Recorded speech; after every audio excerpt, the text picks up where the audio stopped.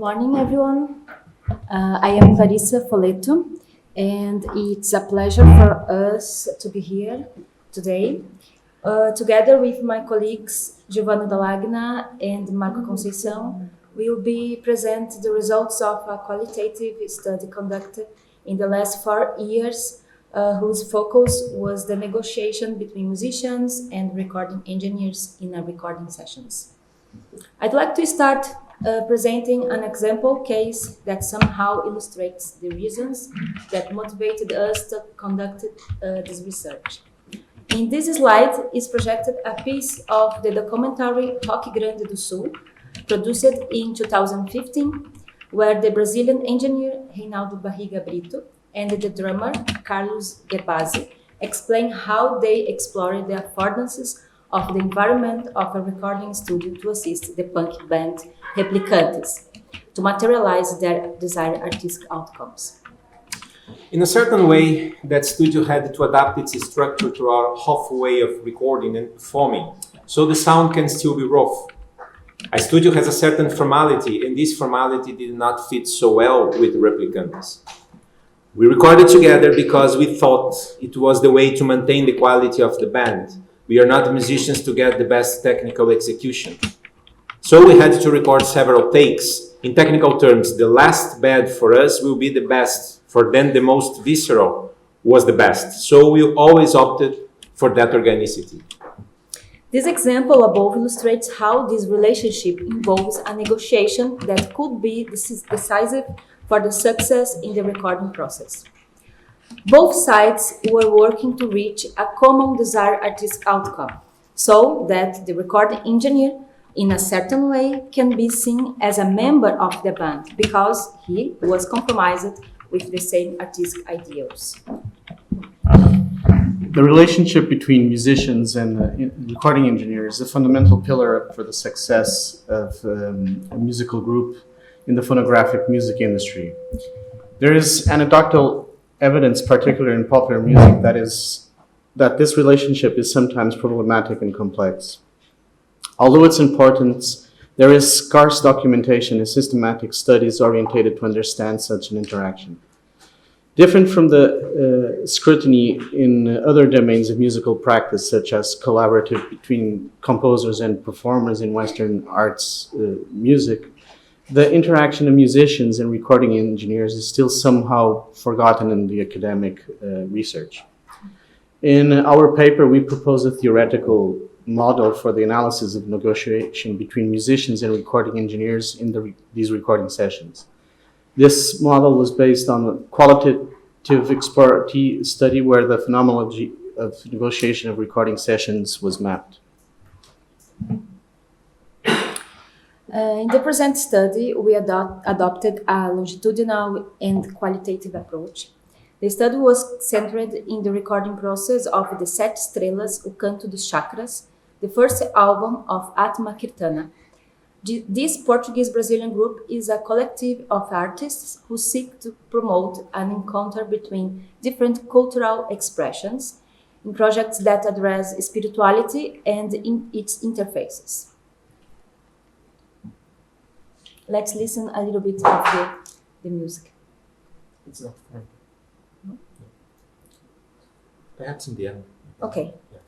Data collection included audiovisual recording of our process of recording sessions, selection of takes, and mixing process.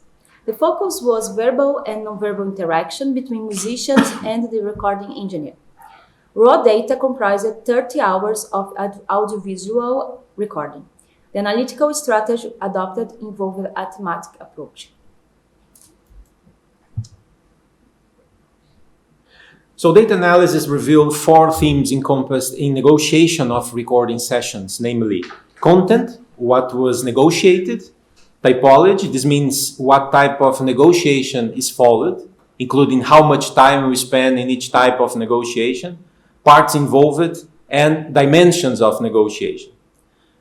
Of course, due to time restrictions, presentation of results will focus on the emergent themes and not on video excerpts of the recording process. Just a summary of the themes we have found in data analysis. So concerning the content, Negotiation was identified in 6 topics discussed: recording strategy, metronomic markings, expressive resources, agenda, arrangement, and instrumental choice. Recording strategy encompasses proposed actions regarding what to record, when to record, and how to record. Metronomic markings involve decisions regarding how to use, or sometimes not to use, the metronome in its sound.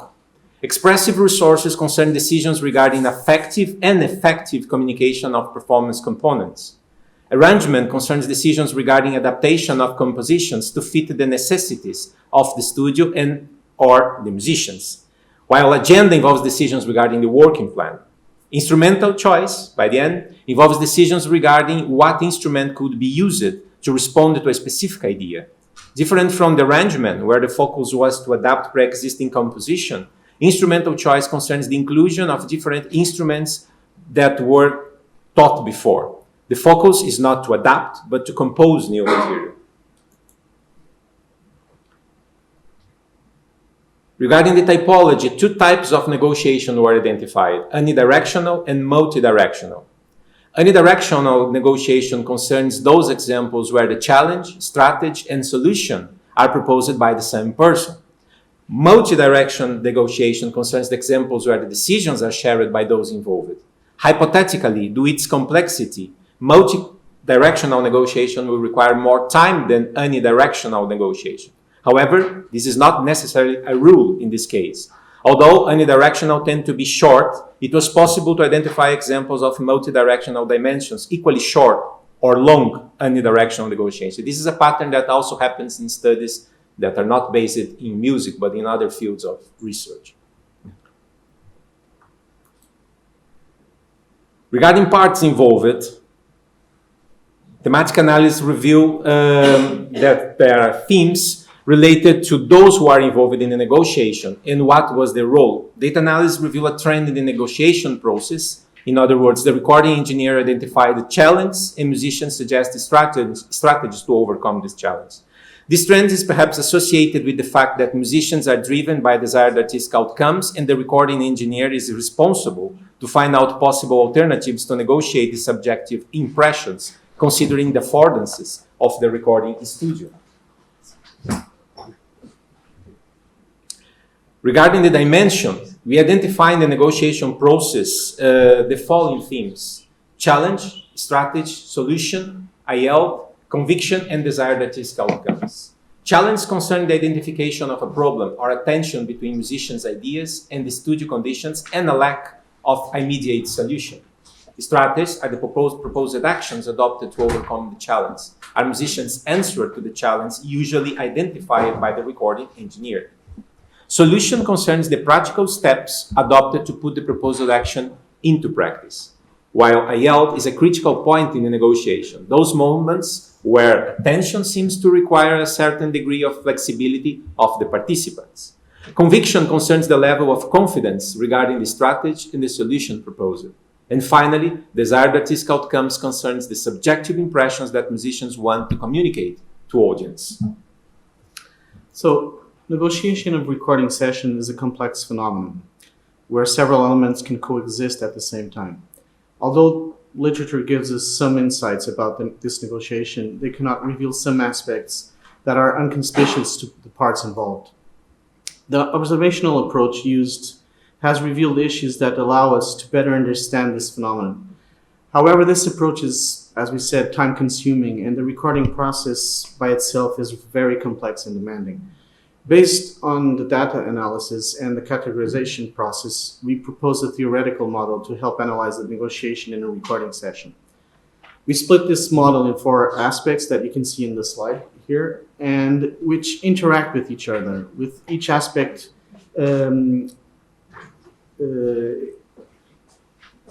which encompasses other aspects that facilitate the data analysis, which will help define the boundaries in this negotiation process.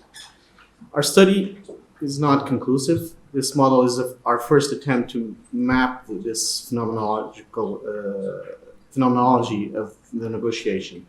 Our goal is to further research and explore possible new aspects and use this model to better inform not only just the academic research and pedagogical practices, but also to help musicians and recording engineers to learn more about the challenges and the work that each other have to endure.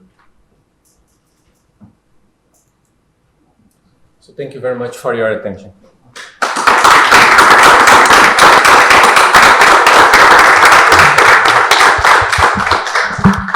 Okay, thank you very much for this presentation. Is there any question in the audience? We were very precise. Yeah, exactly. Congratulations. I have some question actually. If I have well understood, you are what we call inside researchers, because you are researchers and you are also musicians. Yeah. Okay.